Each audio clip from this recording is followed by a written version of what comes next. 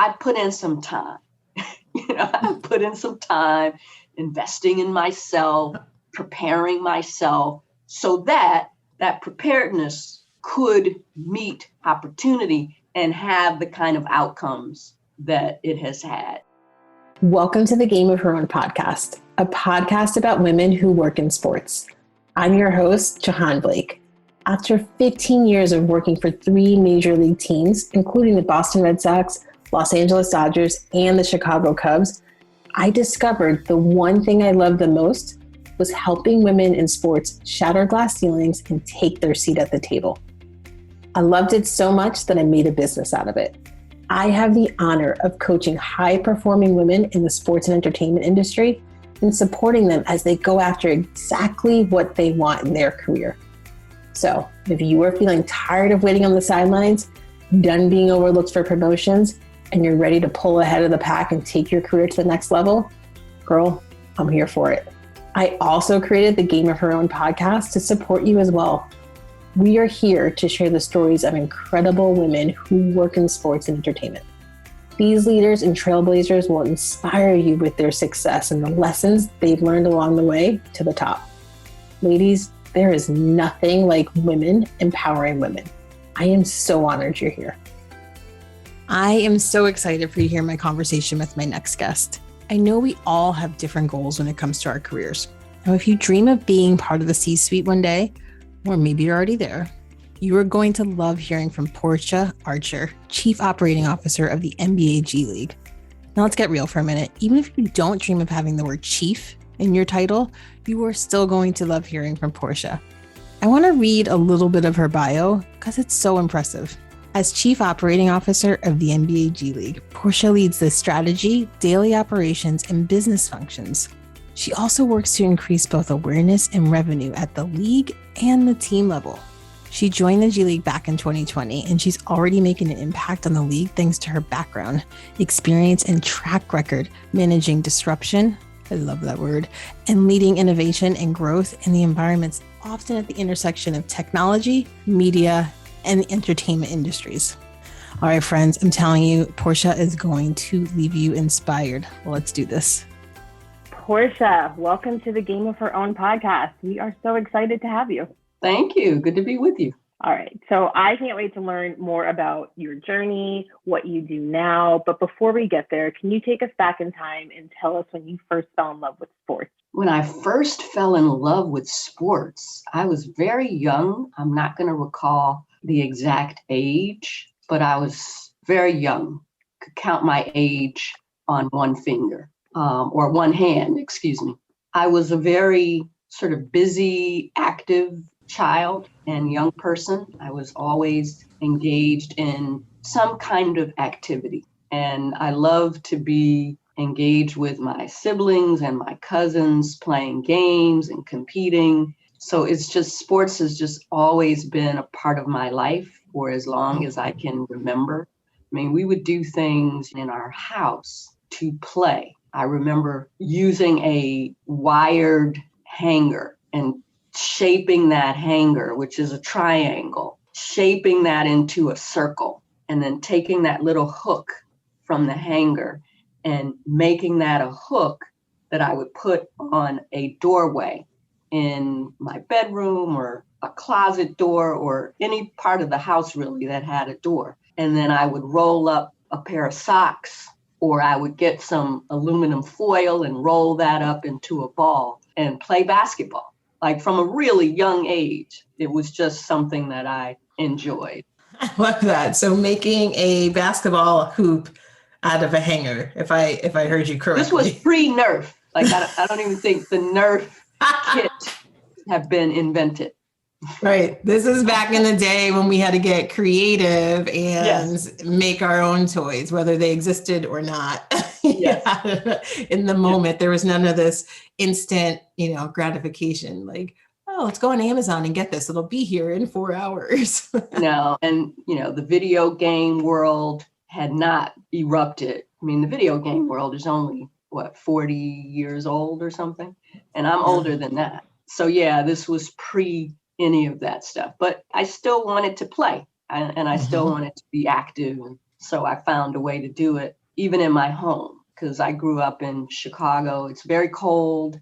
Getting outside to play on a court is not always easy to do in the winter months. So yeah, I don't remember the exact age, but as I said, you could count it on one hand. I was pretty young when I took an interest and began to love sports. And where did that interest go for basketball? For basketball, I competed throughout my youth and high school and college years. Competed formally on, organized teams and/or club teams in basketball. But I also played volleyball in high school, and I tried my hand at tennis. I even joined the bowling team.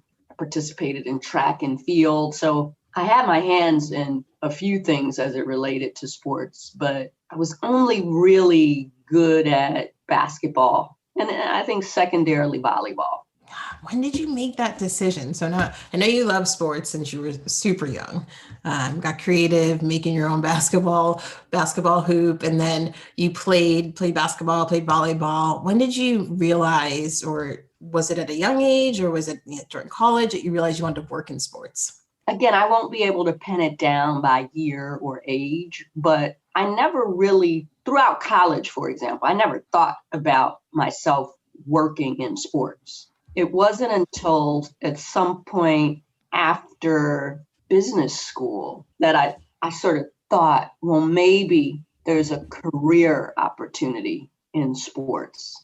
But it wasn't something that I thought about throughout my college and the early part of my career. Yeah. I remember too, like I didn't realize you could work in sports. Like it just didn't, they weren't coming around to recruit at college campuses then. You just didn't hear about it. The people you did see on TV, and I used to, when I was younger, I would call them the suits. What are the suits doing on TV? I just want to see the players, get them out of here, which is funny because I then became one. But, they were all male and the majority of them were white. So it just like in my head, it never like computed like, oh, you could do that same job and do that same thing. It wasn't until honestly, I got in on the part-time level. But anyway, this podcast is about you. And tell everybody what you do now and who you do it for. Currently, I'm the Chief Operating Officer of the NBA G League, which is the development league of the NBA. And what we do as a league is we really develop young men and help them to achieve their dream of playing in the NBA. And a lot of that work is done on the court through on-court development and improving and developing their game, their basketball game. And a lot of that work is done off the court as well, where we try to help develop young men as professionals off the court, help them strengthen their ability to have healthy relationships when they become a professional and perhaps come into financial resources that they had not previously had access to, or help them develop their skills and understanding around finance and finances and becoming more financially literate, and hopefully creating some pathways for them to understand how to build and maintain wealth for themselves and for their family. We do work to help them strengthen and develop mentally and emotionally. There's a lot of conversation now about mental health and mental well-being, and we have a very robust professional development and player development organization and apparatus at the NBA G League. And a lot of that is centered in the NBA as an organization that we leverage and borrow from, where we can help players sort of develop and support their mental well-being and their mental health. So we are the League of Opportunity. We make sure and try to develop players so that they have access to opportunity to pursue their professional careers. And that's not just players and athletes, that's people in the front office, that's coaches, and that's people at the league on staff as well. So it also includes officials. So it's a real sort of 360-degree view of development and providing opportunities for folks. So I didn't know that. I didn't know that you focused on development beyond the players on the court. So you take it into the front office and help people beyond the coaches as well, right? Like people who have careers in sports. How did that all come to be that you took it that broad? Well, that's always really been a part of the NBA G League's DNA. Mm-hmm. It is a development league. And the NBA saw early on from the outset that it needed a home and a place to develop players for NBA teams, to develop coaches for NBA teams, to develop officials for NBA games, to have a pipeline of talent across all of those areas, as well as in the front office. And the league provides an opportunity for all of that because we are a league as well. We're not the size of the NBA. We don't have the span of control or influence or reach as the NBA has, but we're a fully functioning league with all of the activities and all of the sort of responsibilities that the NBA has. And so we're very much in a great position to develop talent across all of these areas on the court and in areas off the court as well. Now, if I could be nosy for a second and you could tell me no, what sort of things for people in the front office do you focus on in terms of like development? There are general managers, team presidents, league executive staff like myself who are a part of NBA G League teams and or the NBA G League itself today. One of the things we try to do is we try to make sure that those general managers get exposure to, and many of the NBA teams are set up this way in any case, get exposure to the NBA team so that when you're selecting players for your team, your NBA G League team, it's very much connected to the NBA team because the systems that you want the players to compete and play within and develop within are very similar, if not exactly the same. So you really want to be able to transition a player from the G League and have them called up and be able to contribute and play a role on the NBA team ASAP. And so we make sure that there's a relationship and a tight connection between the GM on the NBA G League side and the GM on the NBA side. And again, we just foster that. I shouldn't say we make sure, we foster it more than anything because the NBA teams already understand the need for that connectedness and that coordination. So we support that. We foster that. We make sure we facilitate meetings and opportunities for the general managers across the NBA and the G League to convene, to share best practices, to meet together. We also help to prepare general managers in the G League for opportunities to be called up just as the players are called up into general management roles at an NBA team. And so you see that across the NBA now. There are a number of general managers in the NBA who started their careers in professional basketball operations, if you will, or executive management in basketball at the NBA G League. And you see that in the coaching ranks as well as you do with the players. So it's really across the board, across all of those dimensions. And our role really is to foster that and to build awareness, to provide our GMs with exposure to as many different aspects of roles and responsibilities that we know that they'll encounter if they were a GM for an NBA team, for example. It's just really a part of our DNA. We've been doing it for 20 years. It's what we do. It's what we were set up to do. Yeah. And I think it's what we've done pretty well over the last 20 years. Yeah. And my interest and like excitement for all this that you're talking about is just, it really shows it doesn't matter what level you are. Like no matter what level you are, you always can grow. You always need development, support, learning from others, like best practices. And that's how you continue to grow and have a successful career. And that's my biggest takeaway from what you're talking about, especially really off the court is what I'm thinking about. Mm-hmm. Tell us how you got to the G League. So I know you have a really impressive background. You've been an executive for a really long time. So what brought you to the G League? I had considered how I could better align my career and my life outside of my career. And as I mentioned, sports have been a part of my life since a very young child. But I hadn't thought about my career in sports until probably after graduate school. So as I was pursuing career opportunities after graduate school, I was a management consultant and I consulted to media and entertainment companies, some of whom carried sports content on their media channel, on their television channel or network. I worked for a digital native company, a so-called technology company.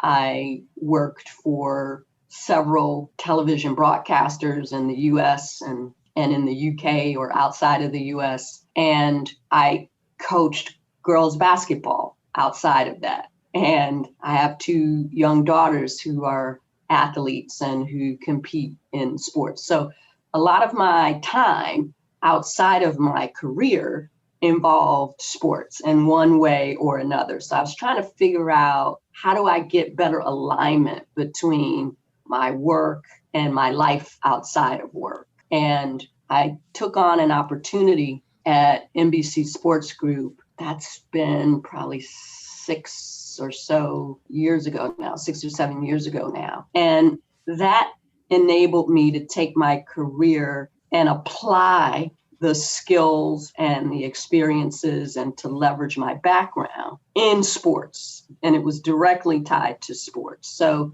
that was a good step toward aligning my career and my life outside of my career.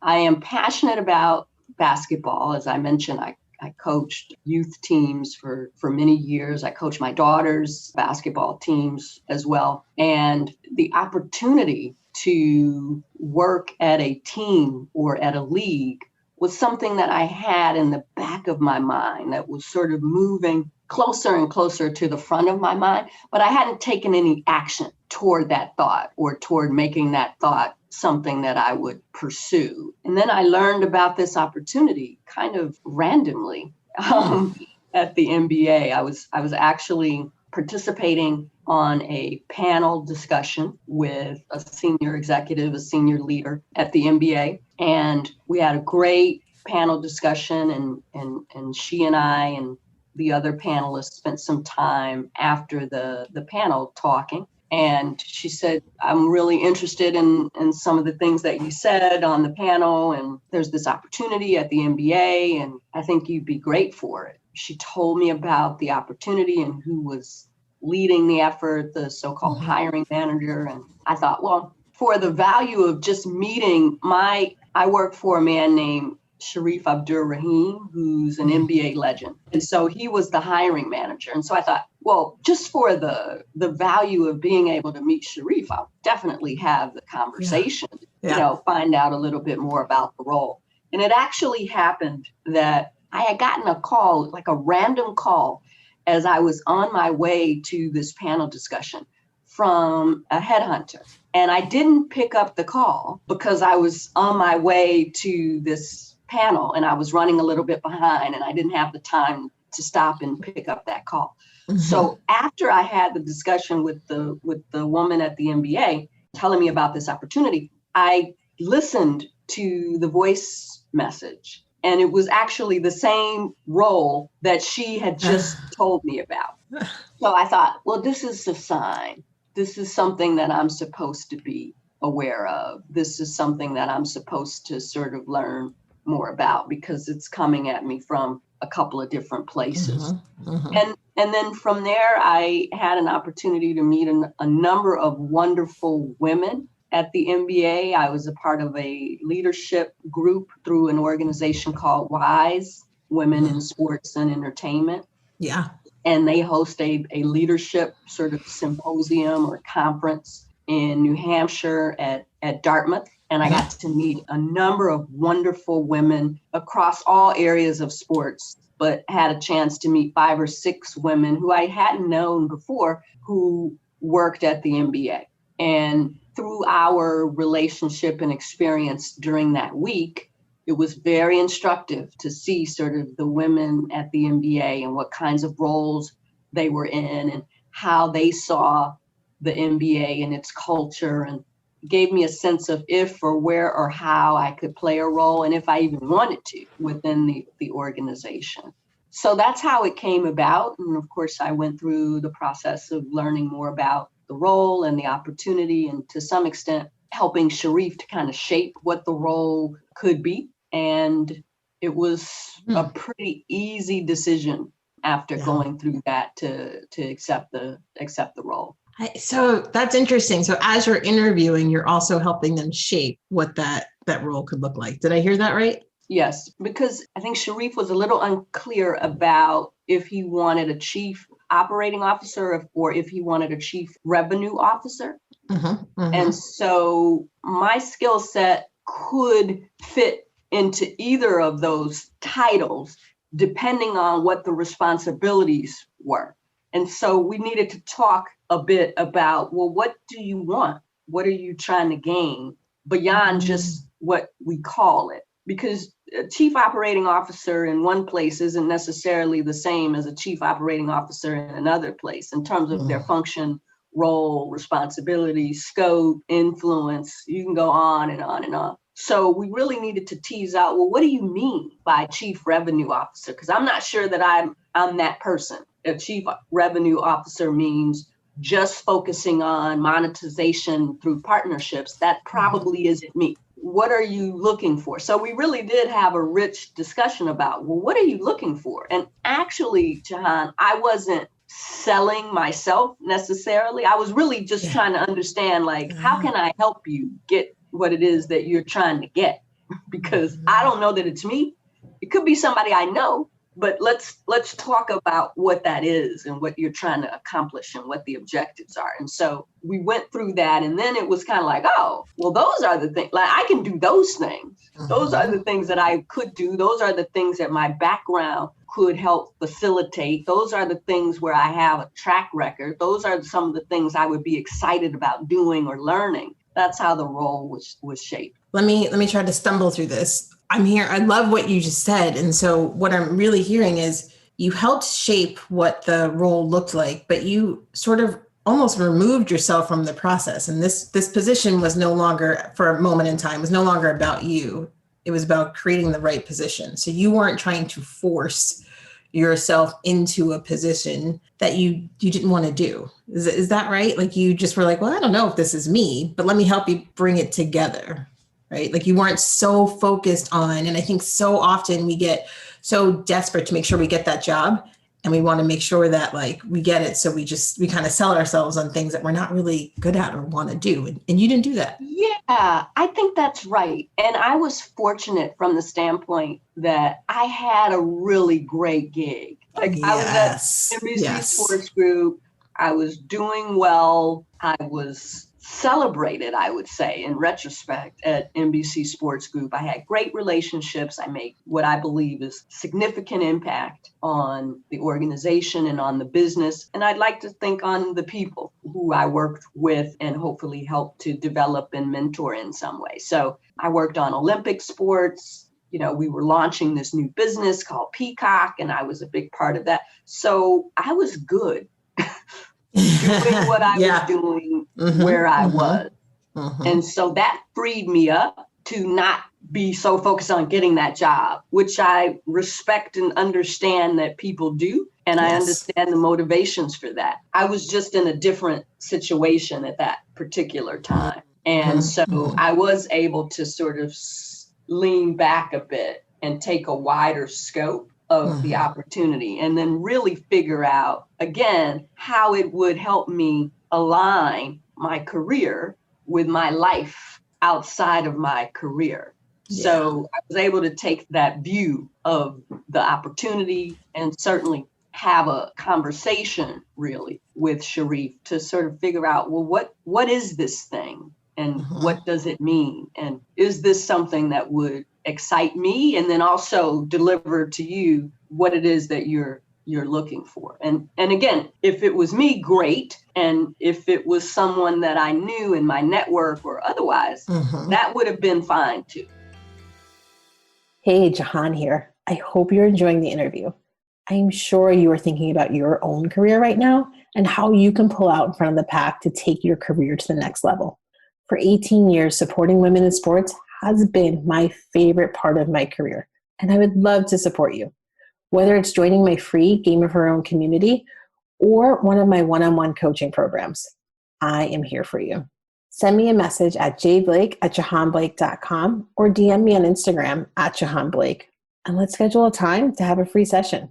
I cannot wait to hear from you. All right, let's get back to why you're here. Okay, so you talked about NBC. I also think you're at HBO.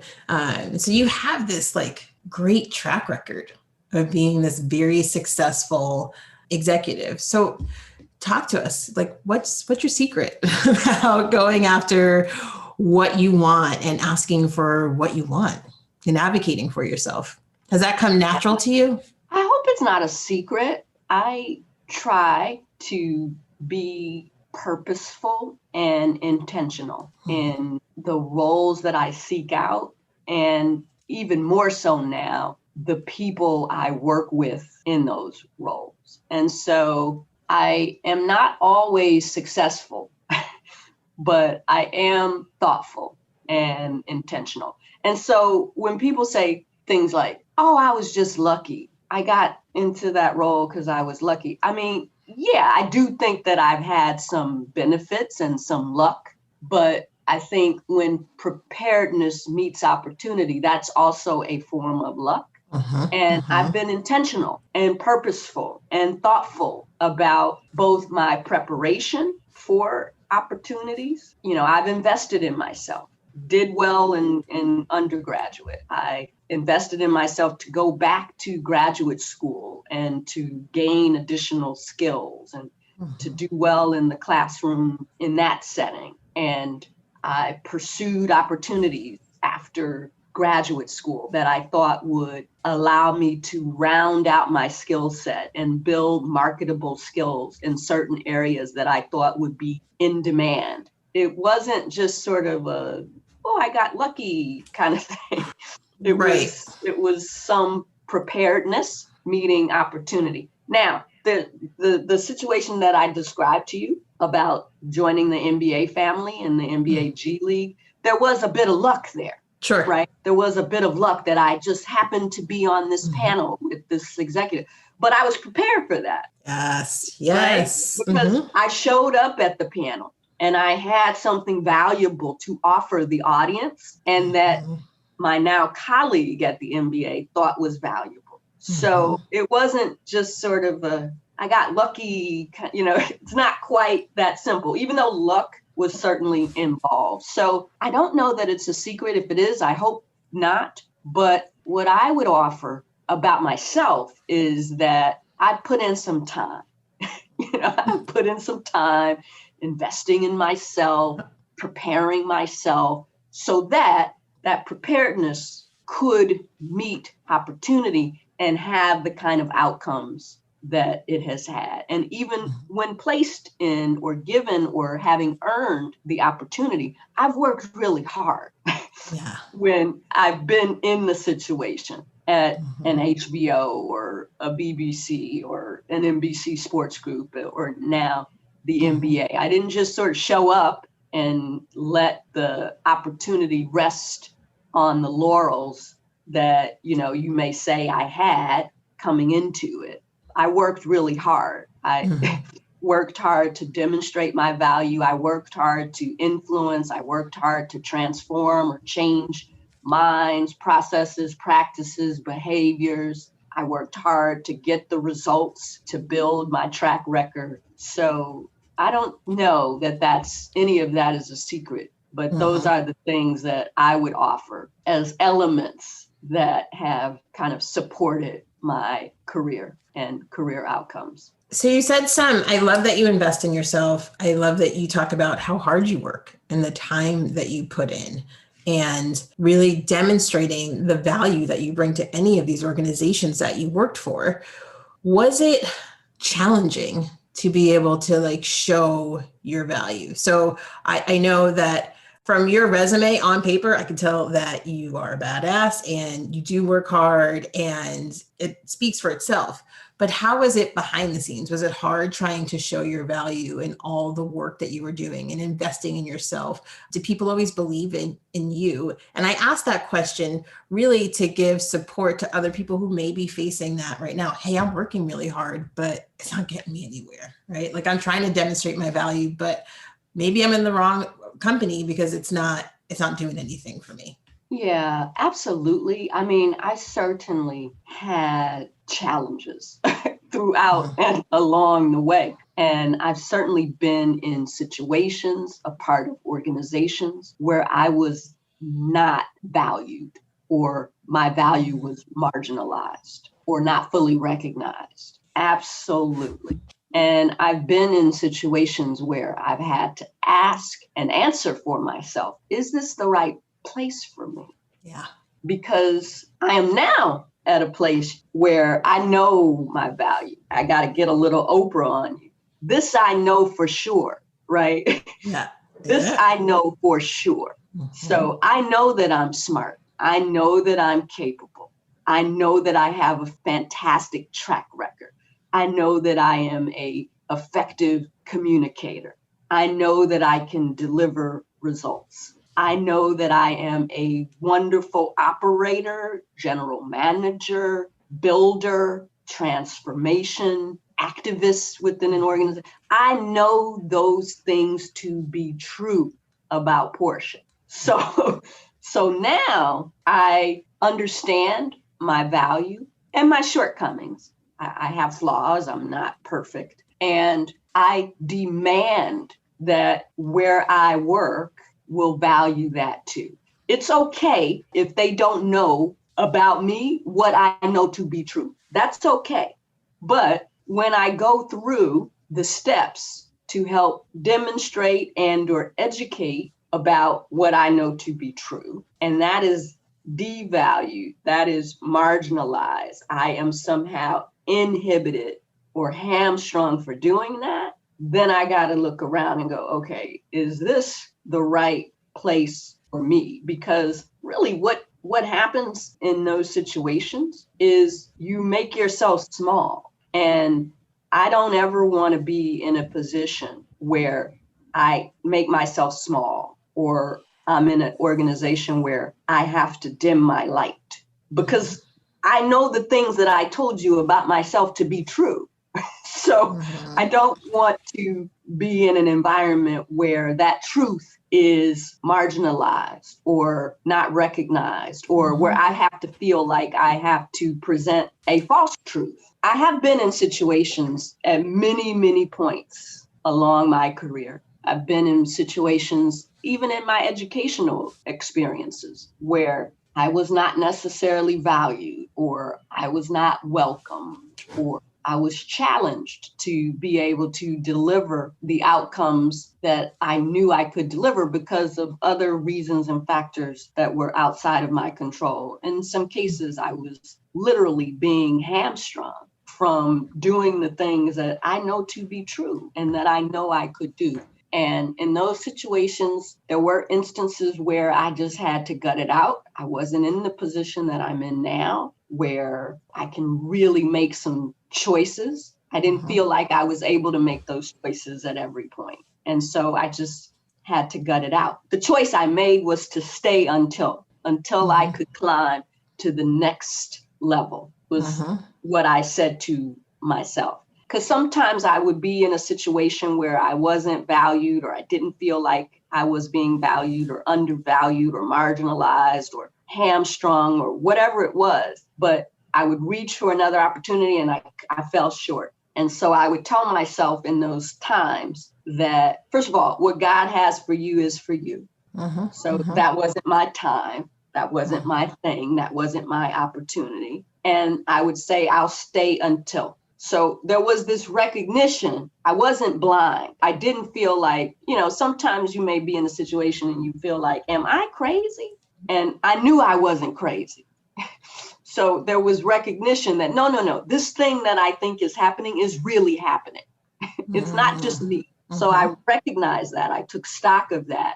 And then I said, I'll stay until, because I was reaching for something outside of that place and space I knew I was in, but I didn't grasp it. I didn't get it. There was some rejection or failure at the end of me sort of reaching. Even with all I know to be true about myself, even with my preparedness, you still can sometimes fall short. And so when that happened, I would sort of take the approach that I described, where I just hung on to the reality that what God has for me and the belief that what God has for me is for me. And also took stock and recognized what I was in and recognized that no, I'm not crazy. This is really happening. They really don't value female voices. Look around. There are no senior female women. No. They really don't value the voice of a Black woman. Look around. There aren't very, like, that stuff is real.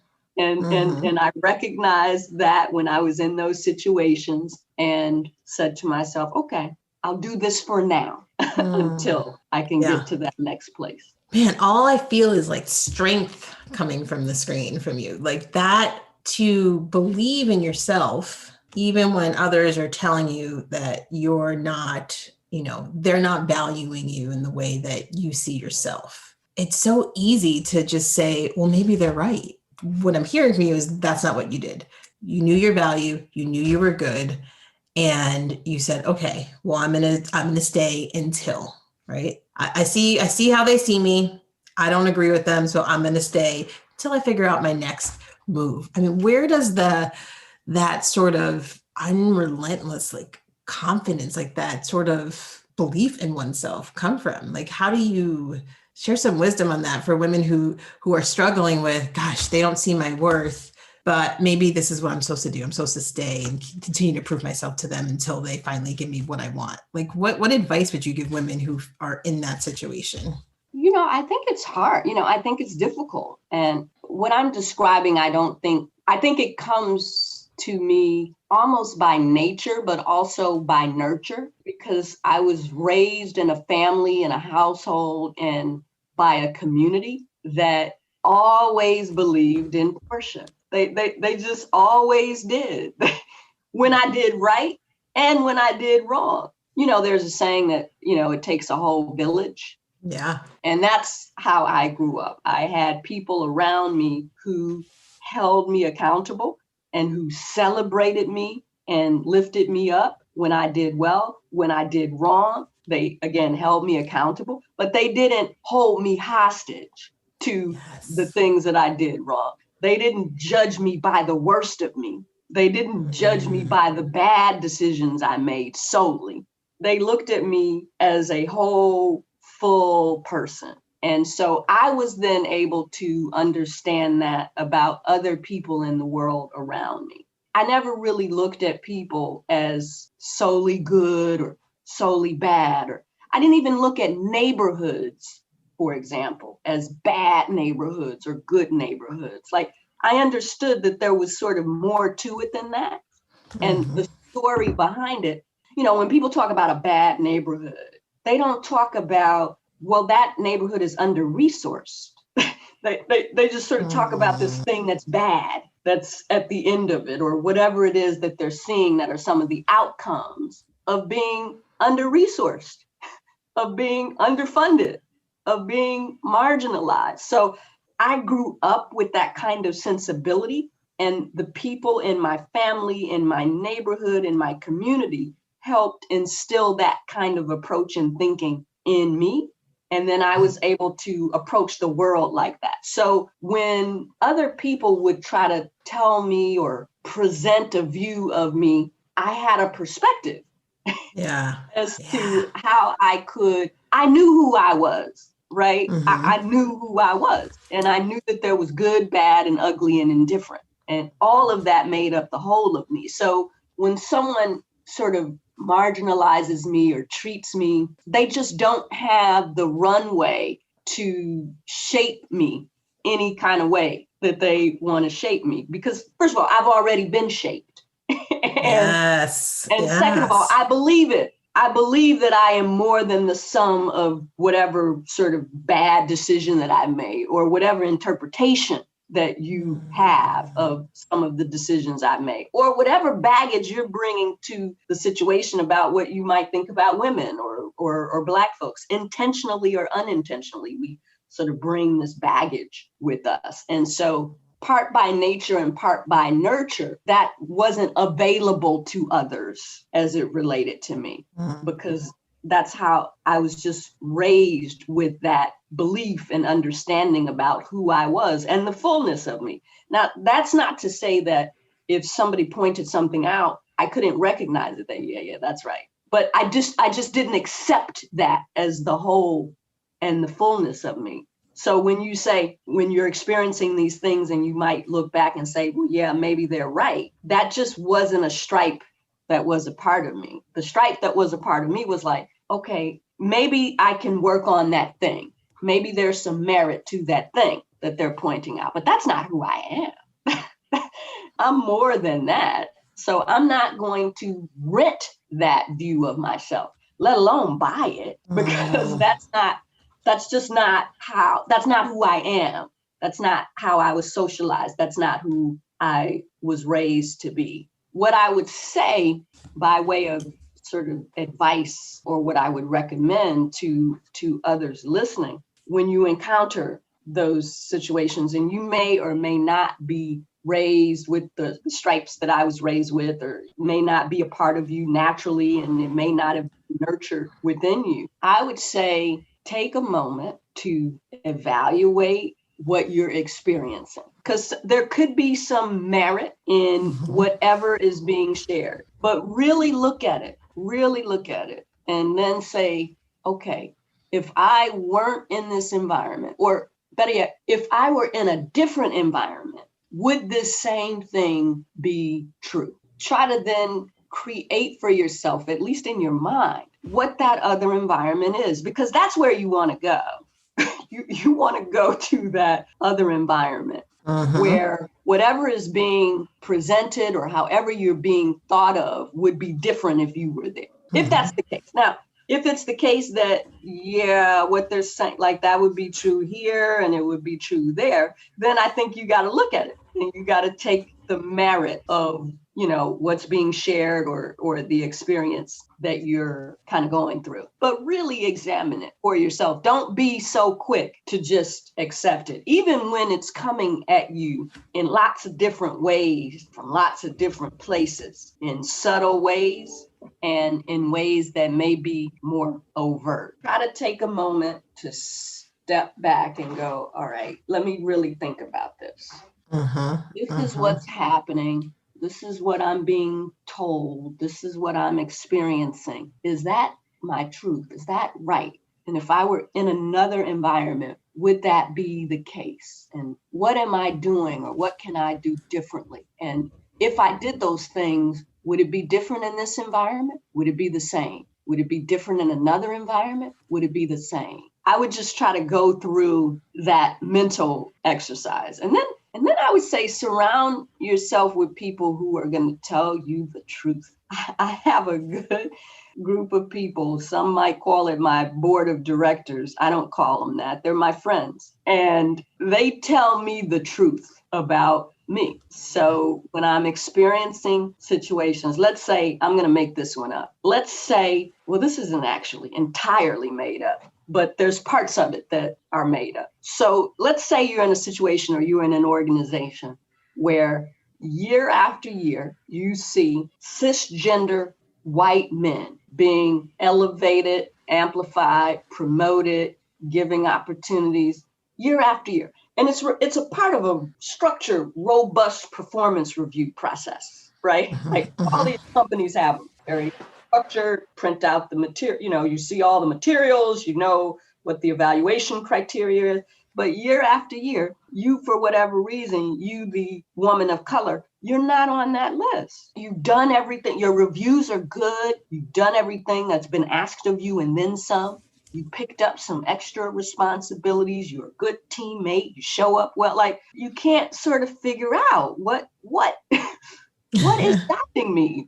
Why am I? And so, first of all, take stock of that and go, okay, what is this? What is it about this situation? What is it about me? What am I not doing?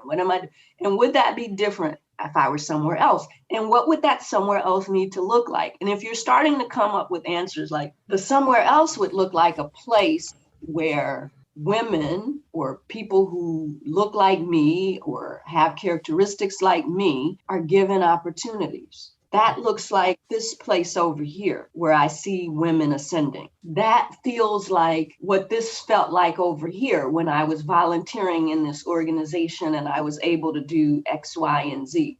And then sort of figure out, okay, if there's some things that I can do differently where I am to get a different outcome, I should do those things. And if it's not me, it's the place, recognize that too. And just be honest with yourself about what you're in. And then surround yourself with good people that tell you the truth. Because the other part of that is, if you're in that situation and you talk to your friends and you go, so here's the situation. I did this and this and this, and this is how my performance review came up. And so over here hasn't performed, but he's sort of on the list. And your friends will say, well, Portia, let me ask you a couple of questions. How did you show up in this situation? Or I remember you told me you did this or that when this situation presented itself. Or was there another way to have gotten to the same end that you got to? You got the results, but did you knock everybody over kind of getting there? They'll ask you questions. They'll hold you to account. They'll tell you the truth. And I think it's important to surround yourself with people who will do that on your behalf and for you. You know, I feel like I just went to church. That was good. You just kept going. I'm like taking all these notes. I was like, this is such good stuff. I have 2 daughters, and your self-talk, what you tell yourself, is really important. Mm-hmm. So I would also offer to the listeners, talk good to yourself. Talk well of yourself. Speak positively to yourself, because those things really do matter. Someone said, and I don't know who to give credit to, but the saying is, whether you believe it is or you believe it isn't, you're right. Mm-hmm. So if you're telling yourself, I'm not, I can't, I don't, if you're telling yourself that, you're right. Likewise, if you're telling yourself, I can, I will, I'm empowered, I'm good, then that's true too. Your self-talk is really important. Make it positive, make it affirming. In the spirit of church, amen. I have some easy questions for you, I think. Are you ready for rapid fire? Absolutely, let's go. All right, let's do it. 12 questions, first thing that comes to your mind. What is your favorite sports moment? Seeing my daughter hit a last second shot. Oh, basketball? Yes. Yes. What is something that people always get wrong about you? I don't really ask people. I don't know. In this Zoom world, they think I'm taller than I am. How tall are you? I'm vertically challenged. I'm about 5'3" on a good day. Wait, and you're such a good basketball and volleyball player? Yeah, I mean, I have heart, right? Like, yeah, I love it. I'm gonna use whatever I have to the fullest. So that goes a long way. Watch out. All right, what's one food you wouldn't want to give up? Ice cream. Are you a morning or a night person? Night. Favorite holiday? Christmas. What job would you absolutely be horrible at doing? Anything that's service related, like serving food to the public, or may I help you, I wouldn't be good at that. I tried it. I was horrible. What product would you seriously stockpile if you found out they weren't going to sell it anymore? Toilet paper. What is your favorite app?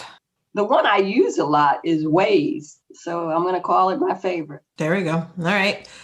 Twitter, Facebook, LinkedIn, or Instagram? LinkedIn. Who is your biggest inspiration in life? My mother. As a child, what did you wish to become when you grew up? A doctor, a medical doctor. Finish this sentence. The future of women working in sports is? Limitless. Yes, I agree. Portia, this has been an absolute pleasure. This was like a TED Talk on the Game of Her Own podcast. I loved every second of it. So thank you so much. If someone wanted to get in touch with you, how could they go about doing that? I would say check me out on LinkedIn. Perfect. Thank you so much. My pleasure. Good to be with you. So what did you think of this episode? Do you know another woman who works or is aspiring to work in sports? Would you do me a favor and share this with them? It would mean so much if together we could support and inspire other women on their journey. And let's stay connected. I love meeting and talking to new people. Follow me on Instagram at Jahaan Blake and join the free Game of Her Own community by visiting jahaanblake.com. I can't wait to meet you.